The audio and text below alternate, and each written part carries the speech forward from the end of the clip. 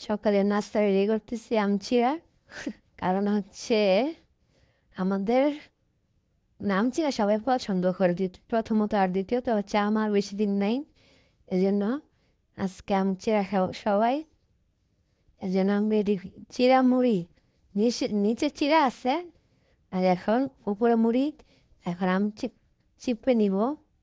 কাঠে বসে আবার আনছে, এটা আমার টক পড়ছে। তো একটা ম্যাডাম আমার আল্লাহ জানে খাওয়ার আমার কি করবো নাকি।